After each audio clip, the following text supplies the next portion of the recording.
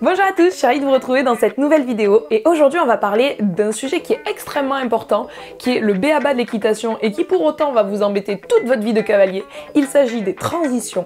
Qu'est-ce que c'est? Comment les faire? Quelles en sont les différentes familles? On va tout voir aujourd'hui. Alors, c'est parti!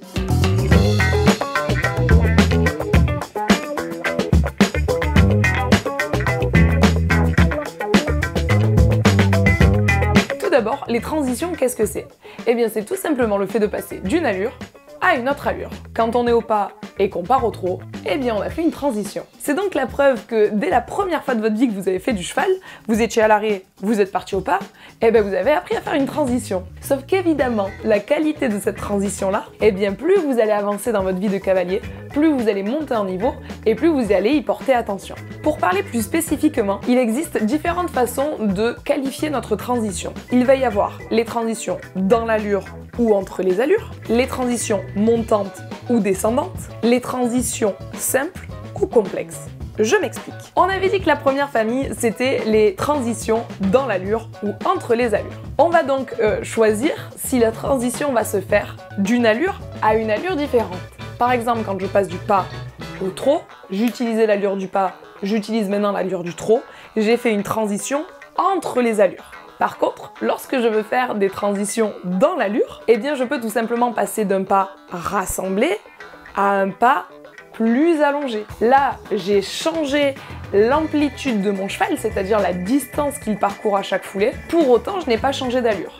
Ça fait quand même partie de la famille des transitions, et donc je le répète, ceci c'est une transition dans l'allure. Si ça vous intéresse, un jour on fera une vidéo totalement dédiée à les transitions dans l'allure. Tout simplement parce que c'est un gros bloc, c'est pas une toute petite partie comme je disais tout à l'heure, mais il existe différents types de transitions dans l'allure, des attitudes du cheval qui sont plus ou moins bonnes quand on en change, donc tout ça on en parlera dans une autre vidéo si ça vous dit. La deuxième famille de transitions dont je vous parlais, c'était les transitions montantes ou descendantes. Pour savoir si vous êtes en train de réaliser une transition montante ou descendante, bah rien de plus simple. Une transition montante, c'est quand on passe d'une allure à une allure plus élevée. Par exemple, du trot vers le galop. Par contre, une transition descendante, bande de petits génies, je sais que vous l'avez, ça va être de passer d'une allure à une allure moins élevée, du galop vers le trot. Vous avez donc maintenant deux définitions, transition dans l'allure ou entre les allures, transition montante ou descendante. On va s'attaquer à la troisième famille dont je vous parlais, transition simple ou transition complexe. Là encore, pas de souci à vous faire, c'est assez simple une fois qu'on a l'explication. Les transitions simples, c'est quand on passe d'une allure à une allure directement supérieure ou inférieure. Donc quand je suis dans le trot, si je veux faire une transition simple, eh bien je peux faire trot galop ou trot pas. Si je fais une transition trot galop, je vais donc faire une transition simple montante. Je passe d'une allure à une allure plus rapide, directement supérieure. Vous avez donc bien compris que la transition complexe, c'est quand on va sauter une étape. C'est pour vous le faire simple, c'est pas exactement comme ça que ça s'appelle, mais bon, au moins vous comprenez l'idée. Si je passe du pas vers le galop, j'ai switché l'étape du trot, je suis donc dans une transition complexe. On peut dire donc transition complexe montante entre les allures lorsque l'on passe du pas au galop. Donc avec ces quelques définitions, vous savez déjà un petit peu mieux définir chaque transition que vous allez faire. Si je fais une transition simple, si je fais une transition complexe dans l'allure, entre les allures, montante, descendante, mais vous me direz, à quoi ça sert de faire tout ça? En fait, comme je dis toujours, c'est très simple, mais je pense qu'avec une petite explication, tout se met dans notre cervelle. Une transition, ça va être un moment où on change de rythme pour le cheval. On passe, on l'a déjà dit 20 fois, mais d'une allure à une autre. Donc c'est un moment où le cheval va devoir être à l'écoute de son cavalier. Pour un cavalier débutant ou moyennement confirmé, le fait de faire des transitions régulières, ça permet d'être sûr de garder un petit peu de concentration de son cheval et puis ça permet de faire des petits exercices, de nous travailler un petit peu notre position. Une fois que l'on est un cavalier confirmé, la transition ça va devenir vraiment un allié dans la vie. Tout simplement parce que d'une, ça va vous permettre de concentrer votre cheval, c'est pas parce qu'on est plus débutant qu'on n'a pas besoin de le concentrer, bien au contraire.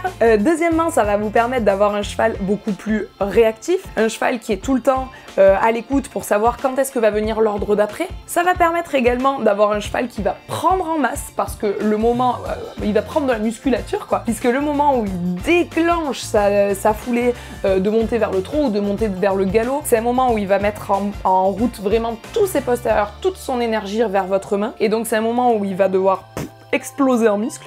Donc que ce soit pour une transition montante ou une transition descendante, ça va permettre de prendre en masse pour votre cheval. Ça va permettre également d'améliorer son équilibre. Tout simplement parce que si le cheval ne se tient pas, dans les transitions descendantes, il va creuser son dos, dans les transitions montantes, il va lever la nuque, etc. etc. Donc on va améliorer l'équilibre, la tension dans le dos, la précision, la concentration, enfin bref, la transition, ça a l'air tout bête, mais c'est vraiment votre meilleur ami, comme je vous le disais tout à l'heure. Vous allez voir que plus vous avancez en équitation, plus vous réalisez l'importance de la qualité de votre transition. En effet, une transition de mauvaise qualité fait que l'on passe dans une nouvelle allure que l'on commence mal, ou en tout cas pas parfaitement bien, pas dans les parfaites conditions d'équilibre, d'impulsion, de poussée postérieure, etc.